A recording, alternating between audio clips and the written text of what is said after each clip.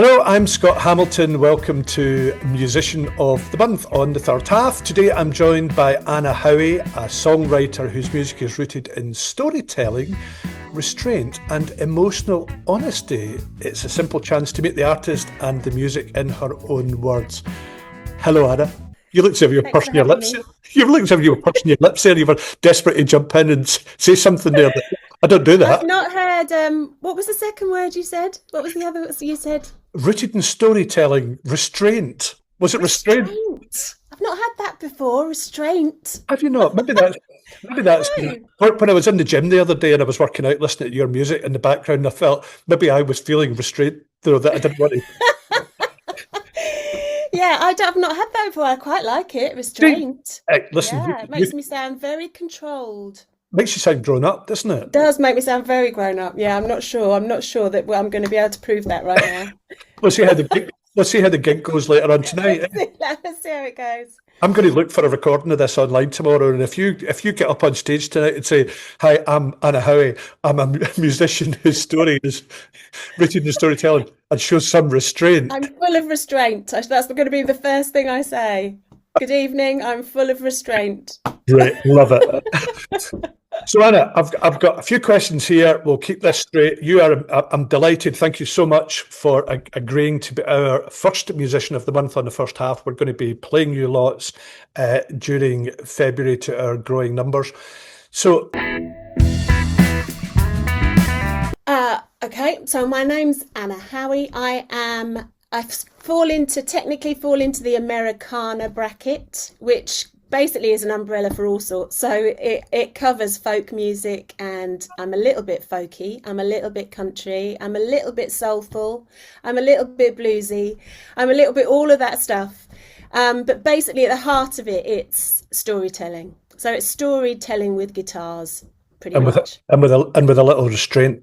And with lots of restraint.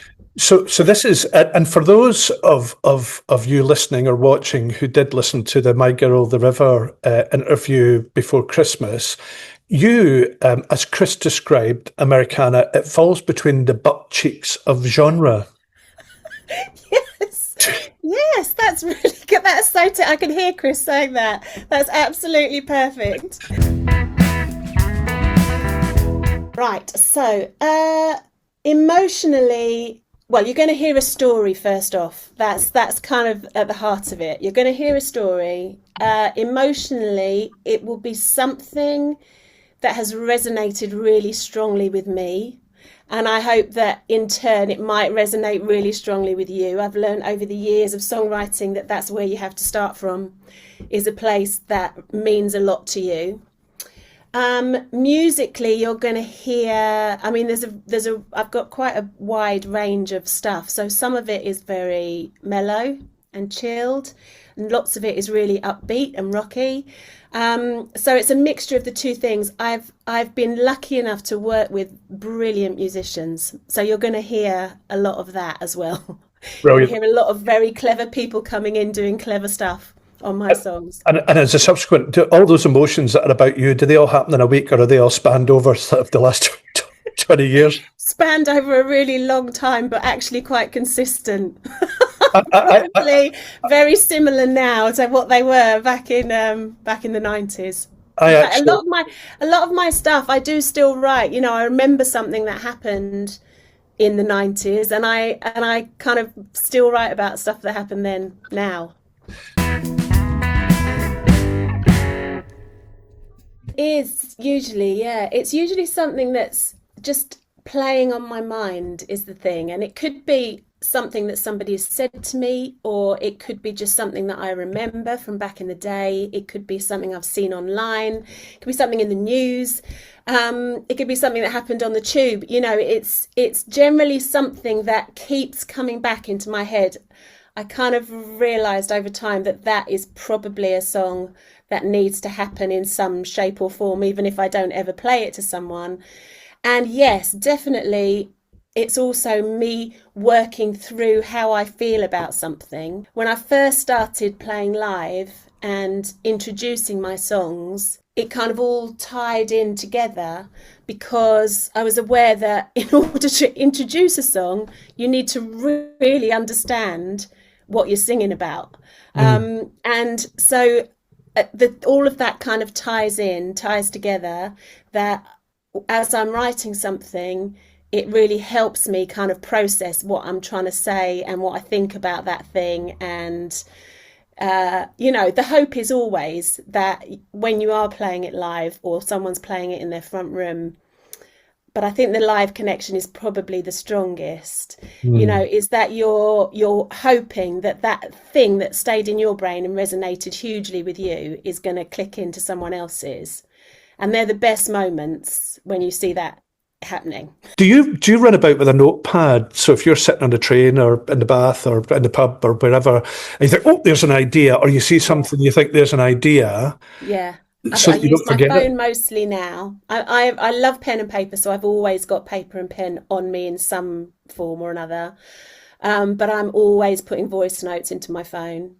And yeah, and then I go back, and some of them don't ever see the light of anything, and some of them do. So yes, but I'm always doing that. In fact, when I die, I really hope nobody releases the voice notes that I have in the middle of the night, because I obviously, in my sleepy brain, they're one thing, and then when I play them back the next day, I'm just like, I just sounds like some kind of alien who has lost their way. It's like a terrible series of sounds that in my brain were quite a tuneful melody or phrase or something. No, but I think that'll be lovely. That will be your legacy, and I would buy that.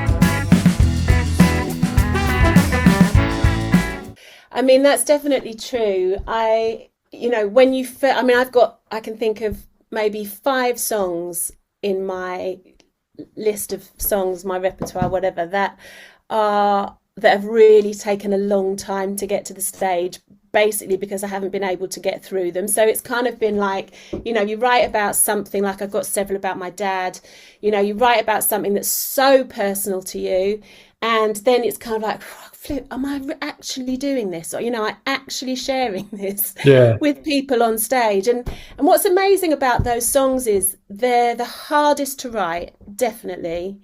I've got several in my list that are about, things that have happened over the time that I would have thought back then I would never have talked to anyone about. And all of a sudden I'm writing a song about it. It's like, really? Are you doing this? And then and then it's those ones that are the hardest to write and feel the scariest and take the longest to get to the stage. They're the ones that connect the most with people. Well, 100%. They're the ones that land with people. I can see it happening. I can see the people who've been through similar experiences. And it's just, I have kind of come to the conclusion over time that if you can get through that horrible bit at the start where you're kind of like, this is never going to make it to the end, actually, it's really important that you do those songs. oh, I love it. I love it. Do you see people reaching for their handbags and pockets to take hankies out, and then Yeah. people heading for for the door? No, I'm sure they don't. I ignore the people heading to the Yeah, door. yeah, yeah. We won't talk about them. But But yeah. I mean, people do cry sometimes at my gigs, and it's really interesting because it's kind of like, sorry, not sorry. yeah, I know. You're sort of, as a writer, you're delighted because you've struck gold and you've done exactly what you were trying to do, which was to connect with that person.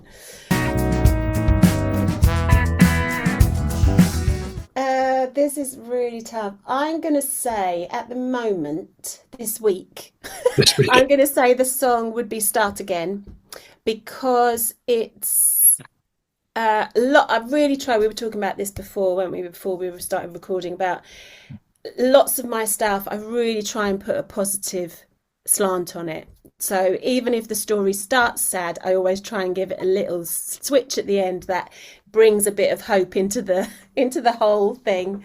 And my last album is called Good for Roses, and in my brain it's called Shit is Good for Roses, because it's all about finding the good stuff in the shit.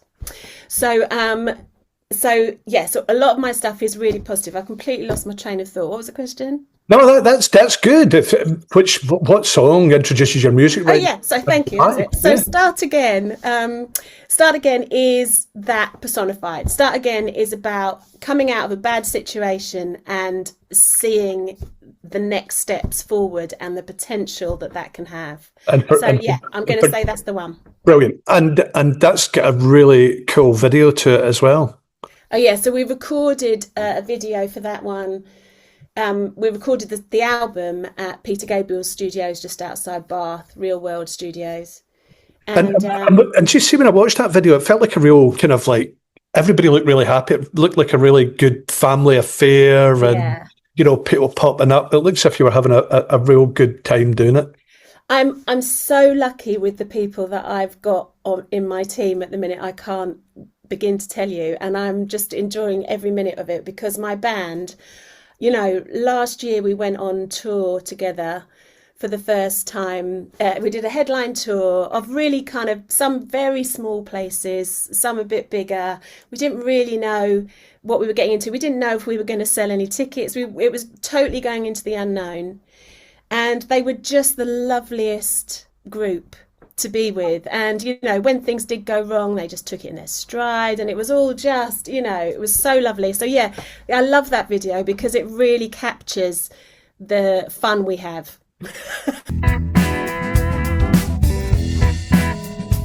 There've been a lot of times over the years where I've thought, obviously trying to do what I'm trying to do, along with all the other people who are trying to kind of make it in the arts or do, make a living out of being creative in some way or another, or being a musician. It's really difficult to do, just to Yeah. kind of like keep going with that. So I've often thought through over the years, I really should stop this now. I really should go out and get a proper job Oh, and stop mucking about and settle down. And every time I kind of get to the point where I'm having that thought, I just come back stronger. It's almost like I can't imagine not doing it now, and that's a very privileged position to be in because so many people are brilliantly creative and they don't get the chance to do it, and I'm very aware of that. So it kind of feels like such a massive part of me now. I can't imagine not doing it. That's one thing. And the other thing is what I was sort of touched on before, is that kind of catharsis of being a songwriter, that you do kind of have the chance to work through how you feel about stuff. I mean, I think most people would say as a person, to meet me one on one, you'd probably say, I don't know if I'm putting my foot in it now, but you'd probably say I'm quite chilled and I'm quite sort of easygoing, potentially. And I'm sure I'm so glad my husband's not here, he would not be agreeing with this. But you would say that I'm like, he will watch this. He will watch this at some point he in this day. can't watch this. You're really chilled. Shaking his head and tutting. But yeah, so I think I sort of come across like that. But you wouldn't think that if you listen to my songs, because they're kind of, there's a lot in there that I maybe don't even talk to people about, and I suddenly put in a song, and it's kind of so it's a very cathartic process for me. Yeah, it helps me sort of make sense of the world. I've actually just written a song that's not recorded, or it's not anywhere yet, but it's called Breaking the Rules. And it started off because I was having coffee with a friend of mine, and we went out to the car park after having this coffee. She's going to kill me for this. We went out to the car park having had our coffee, and she said, "Where are you parked?" And I said, "I'm parked over there." And I said, "Where are you parked?" And she said, "In the mother and toddler bay." No toddler. Nuh-uh. No toddler. I couldn't get my head around it. I was like, what's going on? The world's gone crazy. And I was kind of like, so I said to her, "I can't believe you've done that." She was like, "What's wrong with you? It's nothing. It's only when you're here for half an hour," but all of that stuff. Anyway, I then started thinking to myself, Anna, are you an absolute avid law abider? You Yeah. do you not break rules? And so then I'm starting to think about myself in relation to that, and then I started thinking about the world, and I started thinking, well, there's so much law breaking going on. There are no rules anymore. Our leaders are absolutely lawless. So and then so it kind of like, I've written this song about exactly that, about starting with me being being someone who sticks to the rules, and and then then going out and then breaking them. and then breaking them. Yeah, but in a song as well, you can kind of make yourself into something you're not. I am honest, obviously not a lawbreaker, rule breaker, but in this song, I absolutely am. My wife, it doesn't matter if there's no cars within sight anywhere, she will wait for the green man to cross the road to this day. Yeah, You know, yeah, she takes it as an extreme sport, you know, yeah, sticking by the rules. And can I just want to pause here for a moment, because yeah. you're talking about a song that's not been recorded or released yet. I feel as if I can genuinely say this is a third half exclusive. Exactly. Yeah.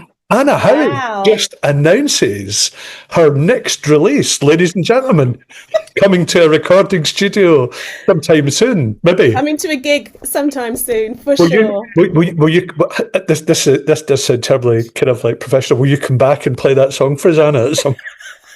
Yes, I will. Yes, I will. Brilliant. Anna, listen, thank you so much. That was really great. And thanks for taking the time to do this. And thanks for accepting and being on for our first Musician of the Month in February. Oh, it's Genuinely lovely to be delighted. here. Thanks for Genuine, having me. genuinely delighted that you're going to do it. And we will be playing a lot of your music over the next couple of weeks and throughout February. Have a fantastic afternoon, and I hope your gig goes super well tonight. Thank you, Thank Anna. you. Thanks a lot. Bye.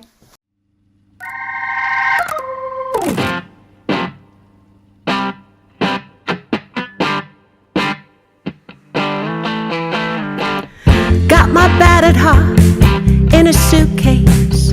Sitting here, think these four walls might be mine. For the first time I'm alone, that's an upgrade. Sitting on a squeaky bed, don't know what happens next. Took the first step and the world didn't end. My independence for goodbye, a fair trade. The potential of an empty room on the left, 302. Didn't know back then I would start again so soon. Call these curtains, they don't classify. Too thin to keep a secret or keep out the light. I'll throw them open and watch the world go by. The potential of an empty room on the left, 302. Didn't know back then I would start again so soon. Start again, ooh, again, ooh, again, ooh, again. I'll start again, ooh, again, ooh, again.